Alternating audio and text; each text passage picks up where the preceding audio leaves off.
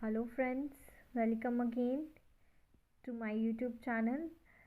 In previous lecture we have discussed about consumption goods, capital goods, final goods and intermediate goods.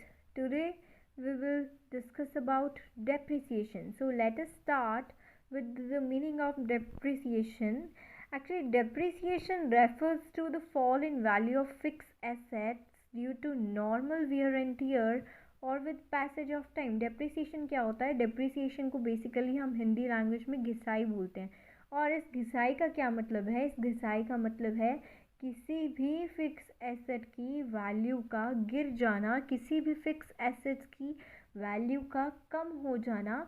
किस कारण की वजह से? Use करने की वजह से, वियर एंड टीयर की वजह से, या फिर न्यू टेक्नोलॉजी आने की वजह से, या फिर पुरानी टेक्नोलॉजी ऑब्सोलीट होने की वजह से, या फिर समय के बीतने के अकॉर्डिंग किसी भी चीज़ की, किसी भी एसेट की अगर वैल्यू गिर जाती है तो हम उसे डेप्रिसिएशन कहते हैं.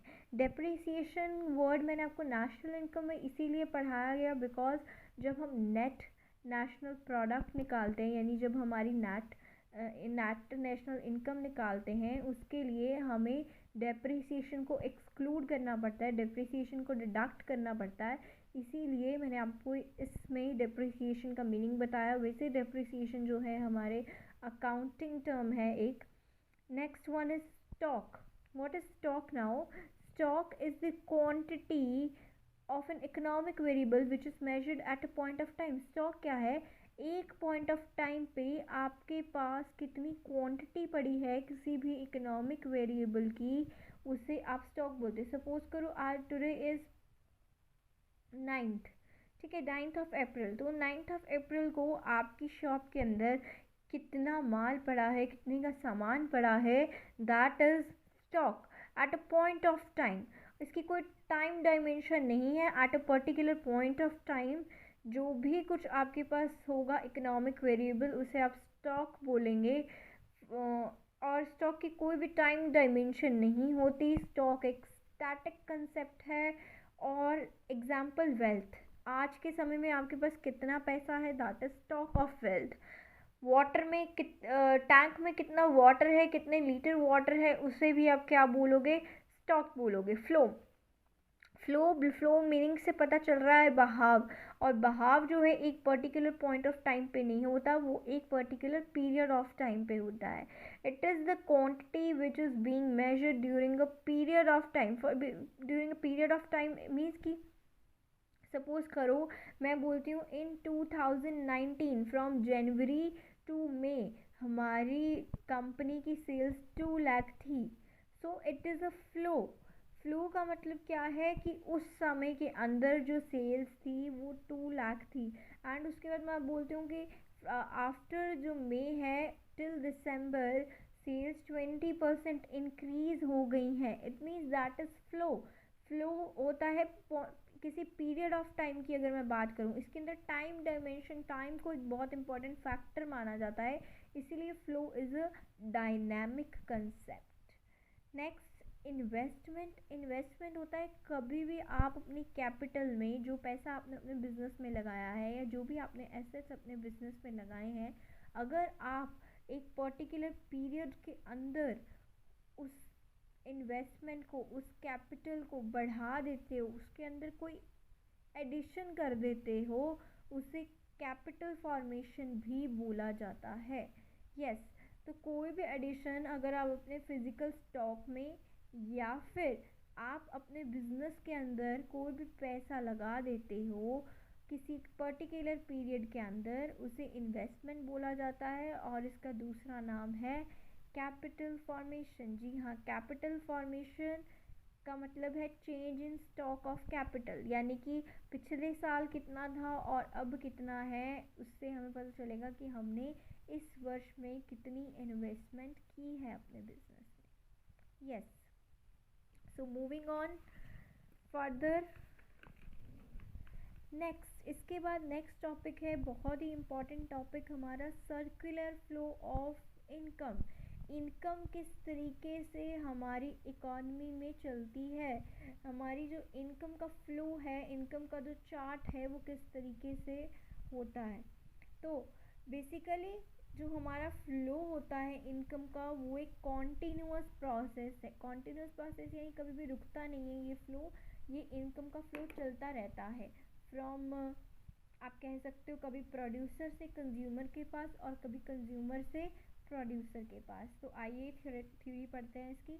It refers to the continuous flow of goods and services. Goods and services का कॉन्टीन्यूअस फ्लो है जिसके अंदर मनी, इनकम डिफरेंट सेक्टर्स में घूमती रहती है, रिवॉल्व होती रहती है, और इसे सर्कुलर नेचर के बोलते हैं। एक विशियस सर्कल है जो कभी भी टूटता नहीं है, ना कभी रुकता है।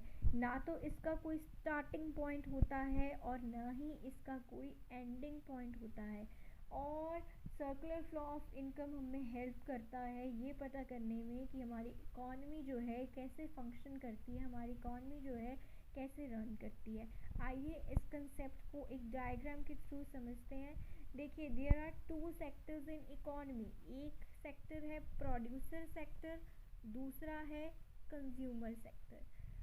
प्रोड्यूसर्स फर्म की कैटेगरी में आएंगे, यानी फर्म्स जो है यहाँ पे हमारे वो प्रोड्यूसर्स हैं जो सामान बना रहे हैं, और हमारे हाउस होल्ड्स हैं जो सामान खरीद रहे हैं।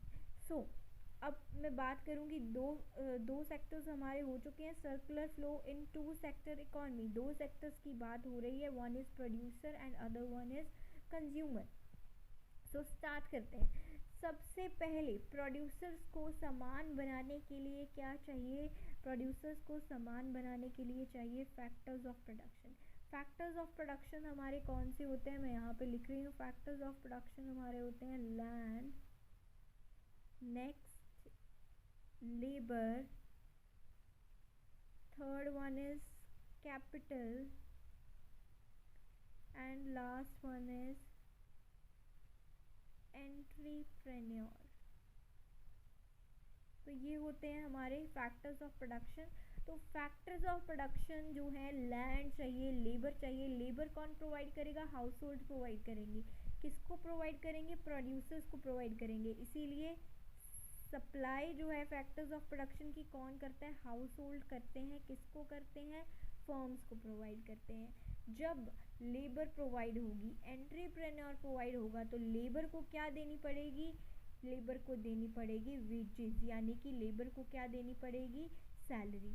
तो फैक्टर्स ऑफ प्रोडक्शन प्रोवाइड करने के बदले में प्रोड्यूसर्स को क्या करनी पड़ेगी? पेमेंट करनी पड़ेगी। पेमेंट किस चीज़ की? फैक्टर सर्विसेज की। अगर सपोज वो लेबर ले रहे हैं कंज्यूमर से, हाउस होल्ड से, तो बदले में उनको वेजेस देनी पड़ेंगी। ठीक है, तो लेबर के बदले में क्या देंगे? वो वेजेस देंगे। तो एक तरफ से सप्लाई हो रही है किस चीज़ की? फैक्टर्स ऑफ प्रोडक्शन की। दूसरी ही तरफ से पेमेंट हो रही है किस चीज़ की? फैक्टर सर्विसेज की। दूसरी ओर कंज्यूमर्स को अपना पेट पालने के लिए, अपने इकोनॉमिक सिस्टम चलाने के लिए क्या चाहिए? Goods and services. वो गुड्स एंड सर्विसेज कौन सप्लाई करेगा? गुड्स एंड सर्विसेज सप्लाई करेंगे प्रोड्यूसर्स। किसको सप्लाई करेंगे? कंज्यूमर्स को। अब गुड्स एंड सर्विसेज खरीदने के बदले में कंज्यूमर्स को क्या देनी पड़ेगी? पेमेंट देनी पड़ेगी। किसको देनी पड़ेगी? प्रोड्यूसर्स को देनी पड़ेगी। तो ये जो सर्कल है ये चलता रहेगा। सामान बनाने के लिए क्या चाहिए? Factors of production. वो कहाँ से आएंगे? हाउस होल्ड सेक्टर से आएंगे। फिर अगर आपको फैक्टर्स ऑफ प्रोडक्शन मिल गया है तो बदले में, सर्विसेज के बदले में आपको पेमेंट भी करनी पड़ेगी। फिर कंज्यूमर्स क्या डिमांड करेंगे? कंज्यूमर्स डिमांड करेंगे गुड्स एंड सर्विसेज। वो गुड्स एंड सर्विसेज आपको कौन सप्लाई करेगा? प्रोड्यूसर सप्लाई करेगा।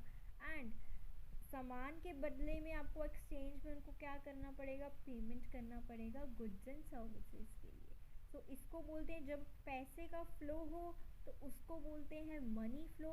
जब गुड्स एंड सर्विसेज का फ्लो हो या फिर फैक्टर्स ऑफ प्रोडक्शन का फ्लो हो उसको बोलते हैं रियल फ्लो। यहाँ पे मैं आपको शो भी कर रही हूँ real flow means actual flow of goods and services. And money flow का मतलब है, money flow refers to payment for goods and services, या फिर कंज्यूम करते हो आप कोई भी गुड्स एंड सर्विसेज, उसके बदले में चाहिए होती हैं। नेक्स्ट आपका टॉपिक है लीकेज। लीकेज को हम अपने नेक्स्ट लेक्चर में कंटिन्यू करेंगे। तब तक के लिए हैप्पी लर्निंग।